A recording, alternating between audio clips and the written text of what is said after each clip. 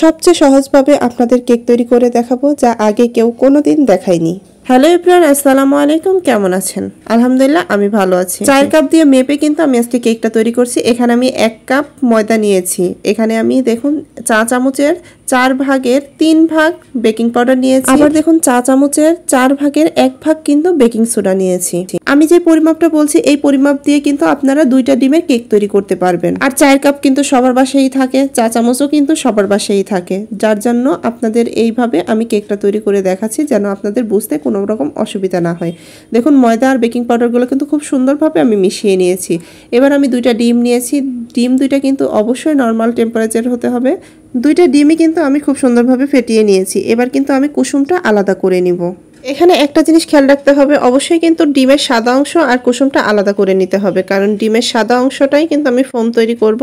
ডিমের কুসুমটা কিন্তু আমি আলাদা করে নিচ্ছি। ডিমের কুসুম আগে থেকে যদি ডিমের সাদা অংশের সাথে মিশে যায় তাহলে কিন্তু ফোমটা ভালো হবে না। এবার দেখুন আমি হ্যান্ড ব্লেন্ডার দিয়ে কিন্তু খুব সুন্দরভাবে এটা বিট করে নিচ্ছি।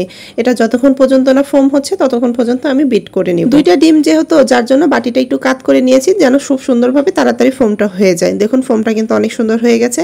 এবার দেখুন আমি এখানে চিনি মেশাবো। এখানে দেখুন 4 কাপের আমি 1 কাপের একটু কম চিনি নিয়েছি।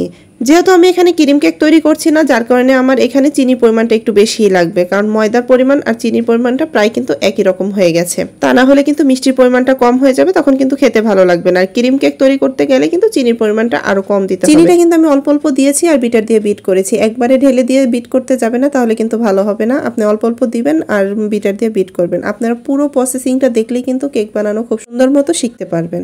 চিনিটা কিন্তু খুব ভালো করে বিট করে নিয়েছি। এবার কিন্তু দিয়ে দিচ্ছি যে কুসুমটা রেখেছিলাম সেটা, আর দিয়ে দিব ভ্যানিলা এসেন্স। আর ভ্যানিলা এসেন্সটা দিলে কিন্তু খুব সুন্দর একটি ফ্লেভার আসবে। ডিমের যে গন্ধটা আছে সেটা আর থাকবে না। এবার কিন্তু খুব সুন্দর মতো আবারও বিট দিয়ে বেটার করে নিব। এই ডিমের ফোমটা যত ভালো হবে কেকটাও কিন্তু তত সফট হবে। দেখুন আমার কিন্তু বিটার দিয়ে বিট করা হয়ে গেছে। এবার আমি কিন্তু বিটারটা রেখে দিচ্ছি। আর আগে থেকে যে ময়দাটা আমি মিশিয়ে রেখেছি বেকিং পাউডারের সাথে, সেটা কিন্তু আমি চামচ দিয়ে অল্প অল্প দিব আর মিশাবো। আমি কিন্তু এটা 2বারে মিশাচ্ছি। দেখুন একবারে দিয়ে দিচ্ছি, মিশিয়ে নিব, তারপরে কিন্তু আবারও এটা দিয়ে মিশিয়ে নিব। আর মিশানোর প্রসেসিংটা একটু দেখুন, আমি কিন্তু একবারে ঘেটে ঘুটে মিশাচ্ছি না, এক সাইড থেকে দিয়ে ঘুরিয়ে নিচ্ছি। এভাবেই কিন্তু মিশিয়ে নেবেন, তা না হলে কিন্তু ফোমটা নষ্ট হয়ে যাবে, তখন কিন্তু কেক ভালো হবে না। দেখুন একবার ময়দাটা মিশিয়ে নিয়েছি। এবার কিন্তু বাকি ময়দাটা আবার দিয়ে কিন্তু মিশিয়ে নেব। একবারে ঢেলে দিয়ে মিশাতে যাবেন না।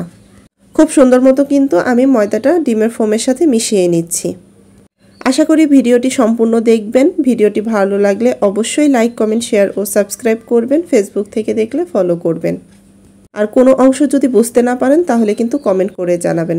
দেখুন ময়দাটা মিশানো হয়ে গেছে। এবার দেখুন কাপ দিয়ে আমি কিন্তু 4 ভাগের 1 ভাগ তেল দিয়েছি। তেলটা আমি সবার লাস্টে অ্যাড করেছি, কারণ তেলটা সবার লাস্টে অ্যাড করলে কিন্তু ভালো হয়। আরেকটা কথা, বিটার দিয়ে বিট করার সময় কিন্তু কখনোই আপনারা তেল মিশাতে যাবেন না, তাহলে কিন্তু এটা মেয়োনিজের মতো হয়ে যাবে, তখন কিন্তু এটা কেক হবে না। দেখুন কত সুন্দর কিন্তু আমি তেলটা মিশিয়ে নিয়েছি, আর দেখতেই পাচ্ছেন কত সুন্দরভাবে কেকের লেয়ারটা পড়ছে।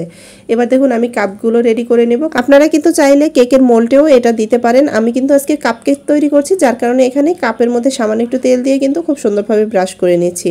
আর কেকের যেই ব্যাটারটা আছে সেটা কিন্তু আমি সবগুলো কাপেই দিয়ে দিচ্ছি। পরিমাণ একটু কম দিতে হবে, কারণ কেকটা হলে কিন্তু অটোমেটিক ফুলে যাবে। আর একটি টুথপিক দিয়ে আমি কিন্তু খুব সুন্দর করে এটা একটু নেড়ে দিচ্ছি। আর এটা কিন্তু অবশ্যই নেড়ে দিতে হবে আর এভাবে ঝাঁকিয়ে দিতে হবে। দেখুন চুলায় একটি পাত্র বসিয়ে রেখেছি। চুলার পাত্রটা আমি হাই হিটে গরম করে নিয়েছি। এবার একটি কাগজ দিয়ে দিচ্ছি যেন নিচে থেকে কেকটা কোনোভাবে পুড়ে না যায়। এবার চুলার জালটা কিন্তু একদমই মিডিয়ামে রেখে আমি এই কাপগুলো খুব সুন্দরভাবে বসিয়ে নিচ্ছি। এবার কিন্তু ঢাকনা দিয়ে ঢেকে দিব। আর এই যে ছিদ্রটা দেখছেন সেটাও কিন্তু বন্ধ করে দিব। চুলার জালটা কিন্তু মিডিয়াম টু লোতে রেখে আমি এই কেকটা তৈরি করে নিয়েছি। দেখুন কেকটা কিন্তু খুব সুন্দরভাবে হয়ে গেছে। চুলা থেকে নামিয়ে ঠান্ডা করে কিন্তু আমি কেকটা উঠিয়ে নিব। ছুরি দিয়ে একটু চারিপাশ দিয়ে প্রেস করলেই কিন্তু কেকটা খুব সুন্দরভাবে উঠে যাবে। আর কেকটা কিন্তু খেতেও খুবই মজা হয়েছিল আর খুবই সফট হয়েছিল। অবশ্যই কিন্তু বাসায় আপনারা এভাবে তৈরি করতে পারেন, আর বাচ্চাদের টিফিনেও কিন্তু এটা দিতে পারেন। আজকের মতো এখানেই বিদায় নিচ্ছি। সবাই ভালো থাকবেন। আল্লাহ হাফেজ।